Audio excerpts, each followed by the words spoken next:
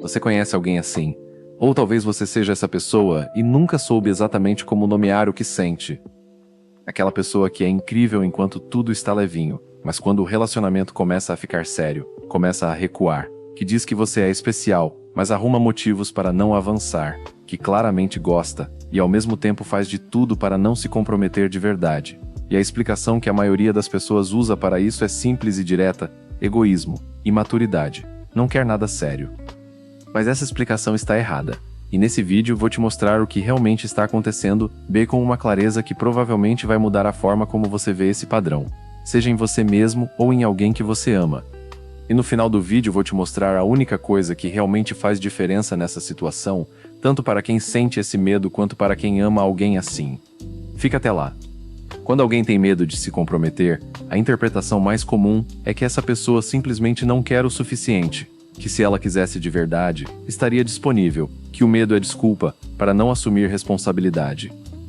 Mas pensa comigo por um segundo. Se essa pessoa realmente não quisesse nada, ela não estaria lá. Ela não ficaria voltando. Ela não olharia para você do jeito que olha. O problema não é a ausência de sentimento, é que o sentimento existe. E é exatamente isso que assusta. Para entender por que isso acontece, você precisa conhecer um conceito que vai fazer tudo fazer sentido. Não é complicado, é uma das descobertas mais importantes da psicologia moderna. E começa com uma pergunta simples: o que um bebê faz quando tem medo? Todo ser humano nasce com uma necessidade básica: sentir que existe alguém confiável por perto quando as coisas ficam difíceis. Quando essa necessidade é atendida de forma consistente na infância, quando o cuidador está presente, responde, reconforta, o cérebro aprende: vínculos são seguros. Posso me aproximar sem me machucar.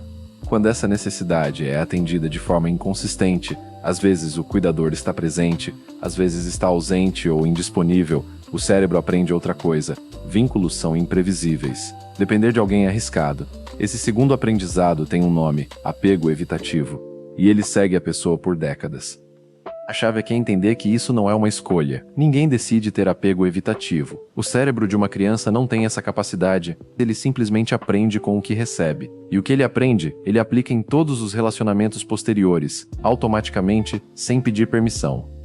Agora imagina que esse bebê cresceu. Tem 25, 30, 40 anos. E alguém incrível aparece na vida dele. Alguém que o trata bem, que quer estar perto, que faz exatamente o que todos dizem que você deve querer em um relacionamento. E o sistema nervoso desse adulto, que aprendeu décadas atrás que vínculos são perigosos, começa a disparar alarme. O medo de comprometimento funciona exatamente assim. É um detector de fumaça que foi calibrado para um ambiente onde havia fogo de verdade e que agora dispara no vapor do chuveiro. O sistema não está errado, está funcionando exatamente como aprendeu. O problema é que o ambiente mudou e o sistema ainda não sabe disso.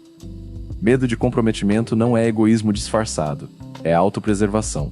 É um sistema de proteção que foi construído em resposta a uma dor real e que continua operando mesmo depois que a dor passou. Para quem está de fora, parece simples: a pessoa tem medo e recua. Mas por dentro, a experiência é muito mais confusa e contraditória do que isso. E entender o que acontece lá dentro é o que vai mudar tudo na forma como você enxerga esse padrão. A pessoa com apego evitativo não acorda de manhã e pensa: vou me proteger hoje, vou manter distância. É mais sutil do que isso.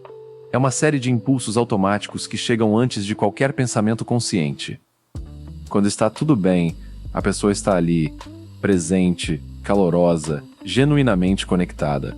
Pode ser a pessoa mais afetiva do mundo quando o relacionamento está levinho, sem pressão de exclusividade ou futuro. Quando a intimidade aumenta, um desconforto difuso que não consegue nomear começa a ser sentido.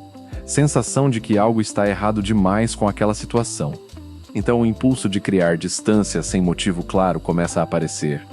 Muitas vezes se culpa. Sabe que está machucando alguém que ama. Não entende por que não consegue simplesmente querer o que todo mundo quer. Isso gera vergonha, o que reforça o afastamento. Daí, quando o relacionamento termina, geralmente porque a outra pessoa desistiu, a dor é real. Frequentemente a pessoa evitativa percebe o quanto queria aquilo só depois de perder. E isso confirma o ciclo.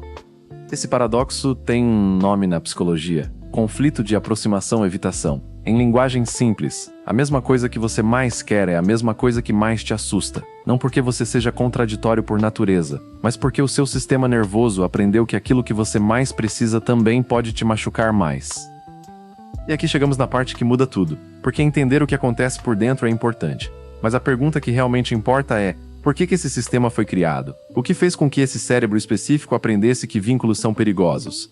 Essa resposta está no bloco seguinte, e ela começa muito antes do que você imagina. Então, uma pergunta crucial: quando essa pessoa recua, o que ela está tentando proteger? Ela não está tentando proteger seu espaço. Não está tentando manter opções em aberto. Ela está tentando proteger algo muito mais fundamental. A parte dela que aprendeu, muito cedo, que se abrir completamente para alguém é perigoso. Para entender de onde vem esse aprendizado, você precisa imaginar uma criança pequena. Não precisa ser uma situação de abandono dramático ou trauma óbvio. Na maioria das vezes é algo muito mais silencioso do que isso. Imagine uma criança que, quando chorava ou precisava de afeto, às vezes recebia acolhimento e às vezes recebia distância emocional, irritação ou nada, não necessariamente por maldade. O cuidador pode ter estado sobrecarregado, deprimido, emocionalmente indisponível. O resultado para a criança é o mesmo. Ela aprende que pedir amor pode não funcionar. E pior, pode gerar desconforto ou rejeição. Então o cérebro dela cria uma solução elegante. Para de pedir. Aprende a ser autossuficiente, a não precisar, a não depender. Esse foi o sistema de sobrevivência que funcionou na infância. O problema é que esse mesmo sistema continua operando décadas depois, dentro de relacionamentos adultos.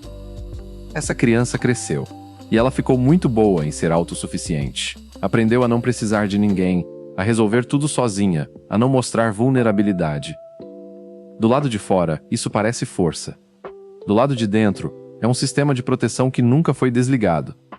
Então, quando alguém genuíno aparece e diz: "Eu estou aqui", você pode contar comigo. O sistema nervoso dessa pessoa não comemora. Ele dispara o alarme. Porque na única escola que ele frequentou, essa frase não foi verdade por tempo suficiente para ser confiável. Ela está protegendo a parte dela que um dia acreditou em alguém e aprendeu que isso dói. Não é egoísmo, é a cicatriz de um sistema nervoso que foi treinado para sobreviver sem depender de ninguém. E cicatrizes não desaparecem com decisão, mas podem ser curadas com o processo certo. Pesquisas de Mario Mikulincer, Universidade Bar-Ilan, mostram que o estilo de apego não é fixo para sempre. O cérebro adulto mantém plasticidade suficiente para criar novas associações entre intimidade e segurança. Pessoas com apego evitativo que tiveram experiências relacionais consistentemente seguras, seja em terapia, seja em relacionamentos muito específicos, apresentaram mudanças mensuráveis no padrão de apego. Não é rápido, não é simples, mas é possível. E a primeira condição para que aconteça é que a pessoa entenda o que está operando dentro dela. O medo de comprometimento não responde à pressão. Ultimatos, cobranças e pressão para decidir logo ativam exatamente o sistema de ameaça que já estava em alerta. O resultado é sempre mais recuo, nunca abertura. O medo de comprometimento responde à segurança consistente. Não segurança exigida, mas segurança demonstrada ao longo do tempo. O que o sistema evitativo precisa aprender é que vínculos podem ser seguros. E isso não se aprende com palavras. Aprende-se com experiências repetidas de "eu me abri um pouco" e não aconteceu nada ruim. O primeiro passo não é decidir se comprometer, é nomear o padrão, dizer para si mesmo e idealmente para a pessoa: "Eu sinto esse medo, e sei que ele não é sobre você." Lieberman e Ukela mostrou que nomear o que está acontecendo internamente reduz a ativação do sistema de ameaça em tempo real. Isso não resolve tudo, mas é o único começo possível. Parar de interpretar o recuo como rejeição pessoal não significa tolerar qualquer comportamento. Significa entender que pressionar mais não abre portas, fecha. O que cria condições para a mudança é consistência sem ultimato. Eu estou aqui, sem pressa, mas também tenho necessidades que precisam ser respeitadas. Isso é diferente de esperar indefinidamente. A psicoterapia sempre se coloca como a melhor forma de auxiliar a pessoa no processo de recriar padrões afetivos, não porque a terapia conserta a pessoa, mas porque ela oferece, muitas vezes pela primeira vez, a experiência de um vínculo consistentemente seguro. E é com experiência que o sistema aprende. A única coisa que faz diferença, para quem tem esse medo e para quem ama alguém assim, é entender que estamos falando de um sistema que foi criado para sobreviver, não para sabotar. E sistemas que foram criados podem ser recriados, com tempo, com segurança, com o processo certo.